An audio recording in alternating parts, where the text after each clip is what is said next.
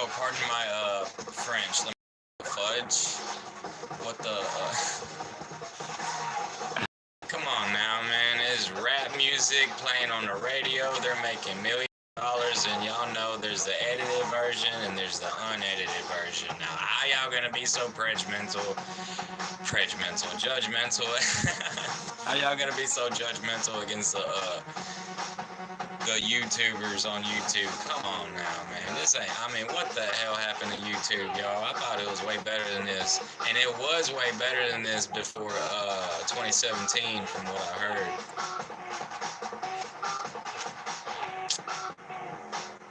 I feel like the 2010s was the best YouTube. Like, the early 2010s was the best YouTube.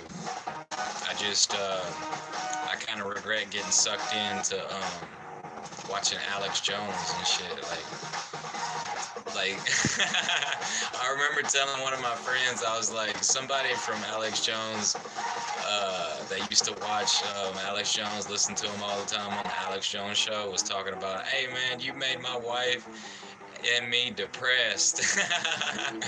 Like, he made a bunch of people depressed, like, just, and like so fearful, like, you just, you know, just mixing some truth with a bunch of exaggeration and imagination, and then it gets old after a while. Like I had to tune out. Like, I tuned out with Alex Jones about 2013 because he was just droning on and on. Like, it was with that marathon stuff, and he was always talking about the globalists and everything. Like, man, that stuff's been going on for a long time, and I respect them for the most is Bohemian Grove. That's like, that was my favorite Alex Jones, definitely, because you know, like, owls used to scare the shit out of me, and then they was like scaring the hell out of my mom. And like, my mama saw one before she got sick and died. She told me about it. She said it was a white owl. She said she saw it outside because she was staying at her brother's house, and because, you know, she had, like, went through the divorce and everything, and she said she thought it was a chicken. She thought it was a chicken, and it was an owl that was outside, like, came up to her. And, I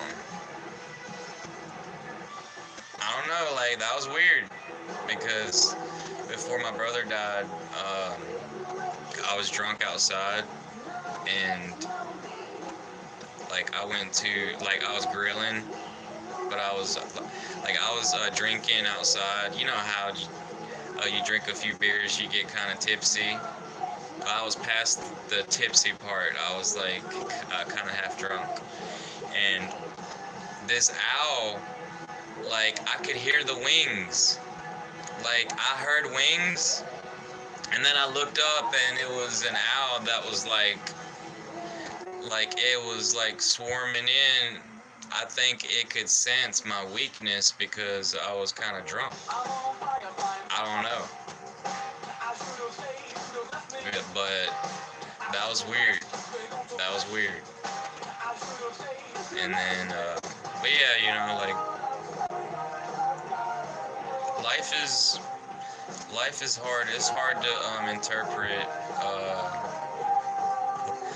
like, people's troubles, their life troubles, their trials and tribulations, the things they go through and everything, and it kind of changes. It changes you, because it changed me, and people's perceptions change the older they get, where they get, you know, it's just part of life, y'all. Everybody going through some things, so, you know, try not to judge folks so much, because you don't know what they're going through, you don't know what they've been through, and you don't know what kind of pressure is building up in them. And, you know, like, what I was gonna say is that, like, you see it in a lot of folks. They they distract themselves from reality. They don't want to talk about the past and shit like that. Like they done got over that a long time ago, and it's annoying. You know, like going to war and then coming back home, you don't want to talk about it. You know what I'm saying? It's like irritating. You don't want to think about it, and it's hard to get it out of your mind. And so that's why I don't go around raising hell, because folks going through some things, you just don't know it. Folks don't be talking about that stuff. They trying to portray a facade, but once folks have had enough, they just had enough, and they don't care what anybody thinks. And it's better to be that way.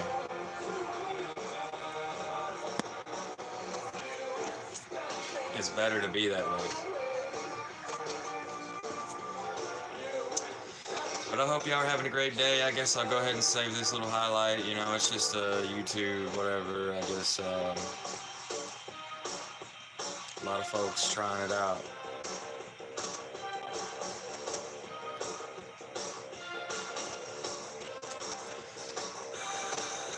Yo, what's up, viewer?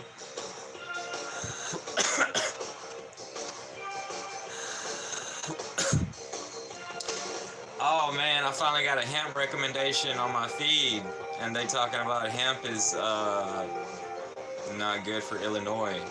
It's like it's getting in the way of the cannabis market, and I agree, because I've smoked a lot of this legal hemp, and it gives me a cough faster. But it has the Nevada desert and the Audubon. And if you don't know what the Audubon is in Germany, I think. I think it's in Germany. The first couple races I just did, because I'm using my bonus cars. There's like a 69 Camaro that was all resto modded up, like restored and modified, customized, and that thing's fucking badass. But I fucking wrecked. I ran right into the telephone pole, and I was like, that's dead. That was dead. It would have split the car in half. And then I did there's another bonus car. There's a Mazda RX-8, and it's extremely modified, and fucking that one handles way better because it's a little bit narrower.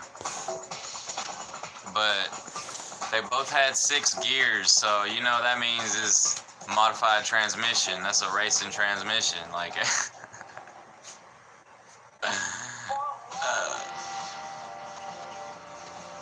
And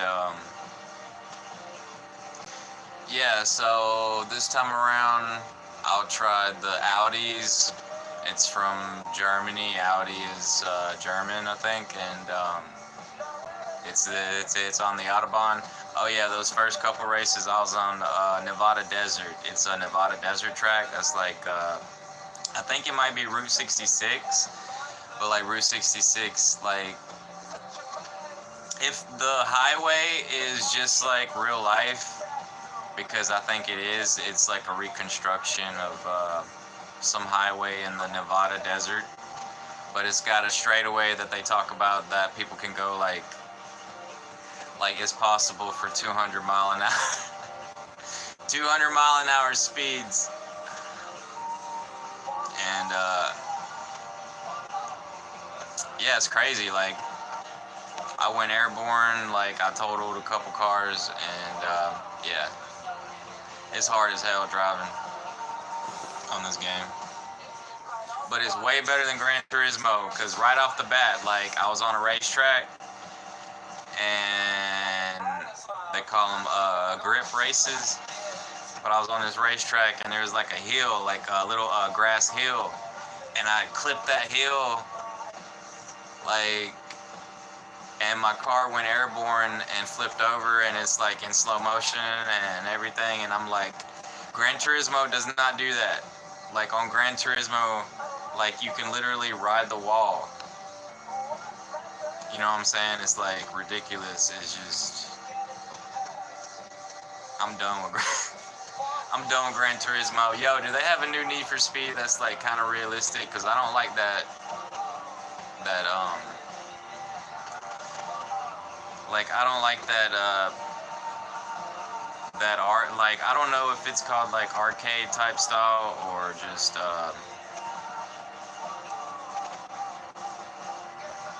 but it's like they put heavy like emphasis on like drifting and nitro boost coming out the exhaust. Like, yeah, they got nitro on here, but what I'm saying is like that's NOS. But like, you know how they be I don't know about the new Need for Speeds. If there's a new one that's kind of like Pro Street, I would like that more because it's more into like modifications and stuff. But like the way that it drives, because I got another Need for Speed called Most Wanted, and I don't like that one. That one's like, that's what I'm talking about that I don't like.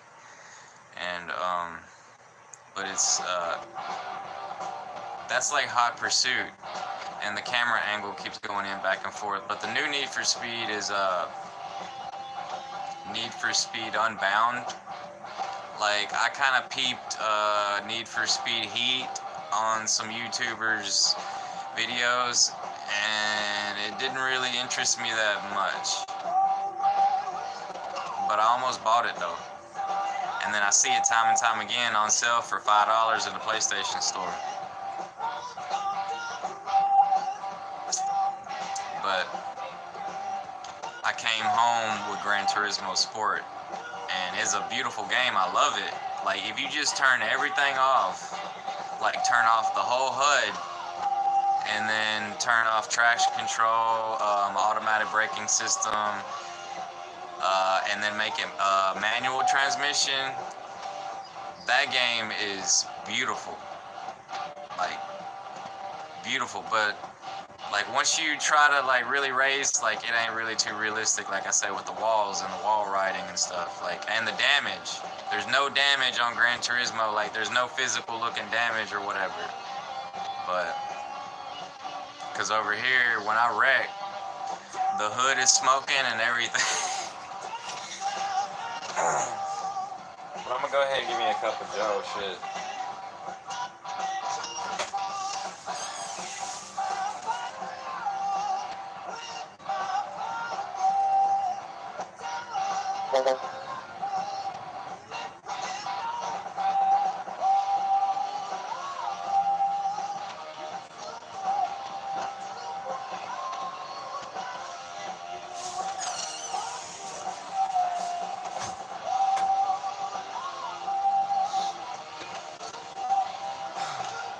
Taking a chance with the music.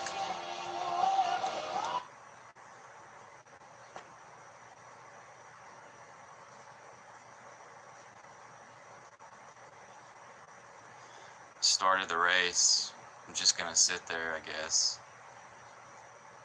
You ever just get on a racing game, start the race, and just sit there? There's a lot of folks that do that on Gran Turismo Online. Just be up in the chat. Yeah. I know, because I've been there.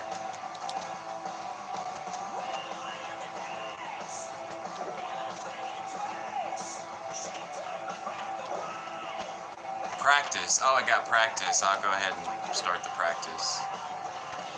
Okay, Audi S4 is like the car from GTA 5.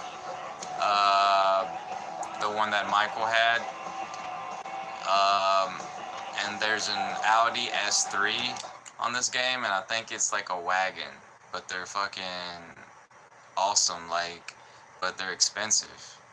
Because when they break down, it's expensive to, to hire somebody to fix it for at the dealership, whatever, the parts.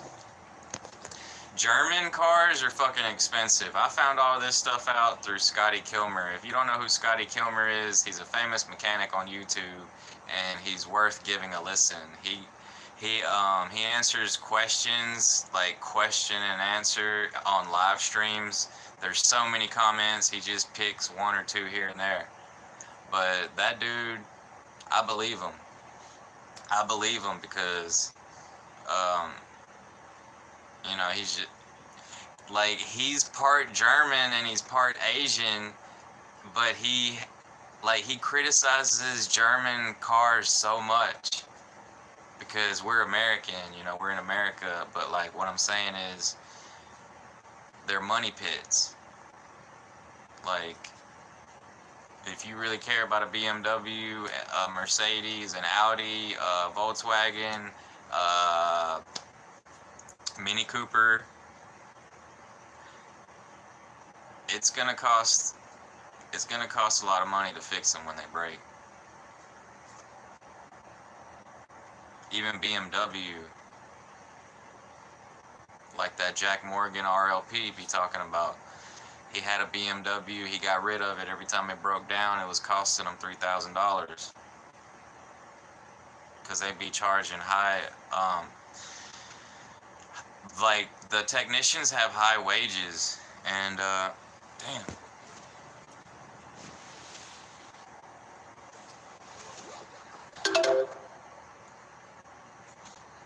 The technicians at the that work at the dealerships, like, they get paid like $250 an hour or something. Like, I seen one of them talking on his show, cause he always be harping on BMW's money pits. I ain't talking about Scotty Kilmer. I was talking about Jack Morgan though.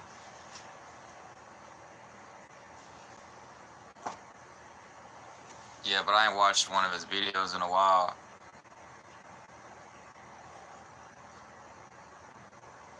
Because it's usually really negative and about how people are struggling and the state of the economy and all that. And it's just, like, depressing. It's depressing. Like, he tries to give good responses or whatever, but it's just like, we're still, like, you know, how do you organize and protest something like that? I mean, it ain't really about complaining on the internet. You know what I'm saying? Like, I don't know, but that's how the unions started. But, you know, people say, like, unions are bad. I don't know. It's like, but, like, from watching Plutocracy on Free Speech TV, that kind of made a lot of sense about how people were struggling really hard a long time ago, because that's how the unions got started, back before there was the back before some of those organizations for the government. It was a group of it was a group called the Pinkertons. The Pinkertons, they were like security guards for the boss mans or something like that. Or it was they was government employees or something. But it was just a bunch of drama. Like, don't really know what to believe.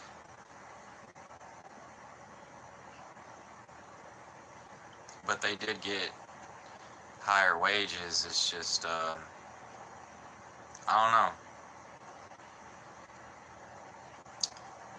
Y'all already know. They done, like, with NAFTA back in the 90s, they shipped a bunch of jobs overseas and stuff with